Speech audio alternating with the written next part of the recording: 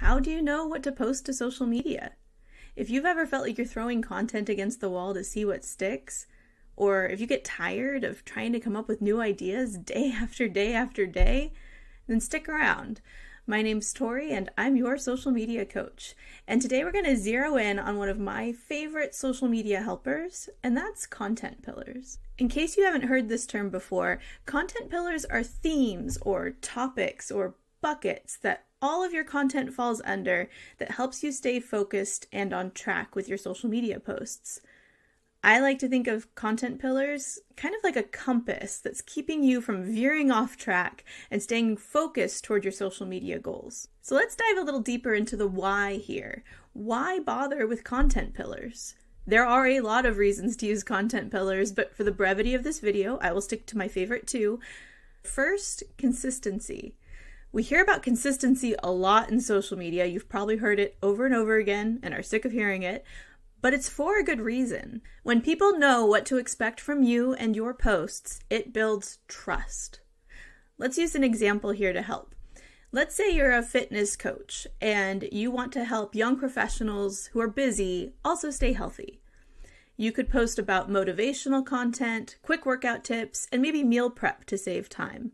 If you continuously post about those three things, potential followers and current followers know what to expect from you and want that content in their feed, so they follow you.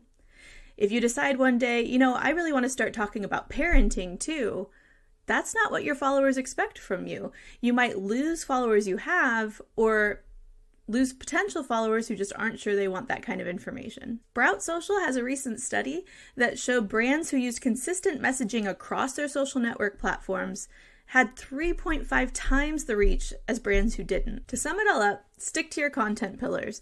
When your followers know what to expect from you, you're going to get loyalty. And that's likes, clicks, comments, shares, all types of engagement. The other reason to use content pillars is efficiency.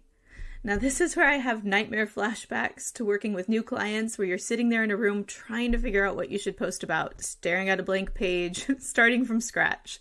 You don't want to have to do that month after month after month. This is where content pillars swoop in and save the day. You don't have to start from scratch every single time. You have a framework that guides you in helping create your content. With content pillars in place, you can even plan your content months in advance.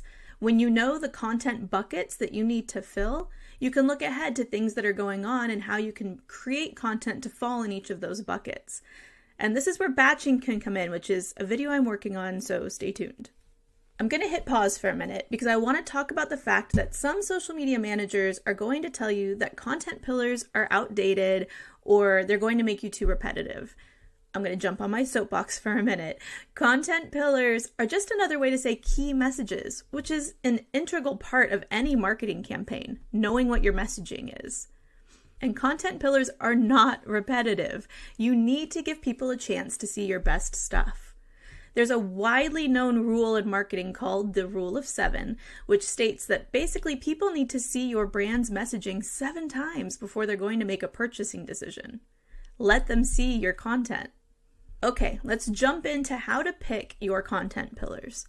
We want to start with 2 things, your audience and your goals. What does your audience need to know? What would they like to know? What's valuable to them? And then what are your social media goals? What content supports that and can get you closer to those goals? I personally have 2 tactics here that help me when I'm trying to come up with content pillars. And the first is keyword research, which sounds really complicated, but one of the easiest ways to do this is just go to Google, search your industry, your business, the services that you provide, scroll down, and you're going to see a related searches area, and it's going to show you what people are searching for when it's about your industry, your business, your service, your product. Once you know what those keywords are, you know exactly what people are searching for when it comes to you, and you can provide content for it. The other way I do this is going to competitors' social media profiles. What are they posting about that's resonating? What's getting the most likes, the most comments? What do they tend to post about the most that gets them the most return? That's the type of content we should probably also be posting. And if you don't feel like you have a specific competitor, you can look at other businesses in your industry or organizations in your industry, anybody that's in your area that's posting content similar to what you would post. Once you start to get your list of ideas, try to narrow it down to 3 to 5 content pillars. We want these to be really easy for you to remember, but also keep it really focused so that people know exactly what type of content you're posting. Let's look at some real-world examples to maybe help get your gears turning. Earlier in the video, I mentioned a fitness coach.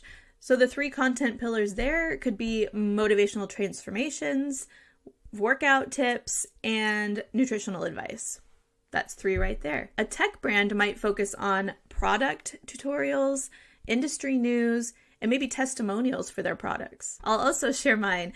I tend to focus on educational and relatable content. So my 3 are specific network tips, overarching strategy, and personable content so people feel like they can relate to me. Now that we have your 3 to 5 content pillars, it's time to plan and come up with the content that are going to fall within each pillar. This is where we don't get repetitive. We find a variety of ways to share your story.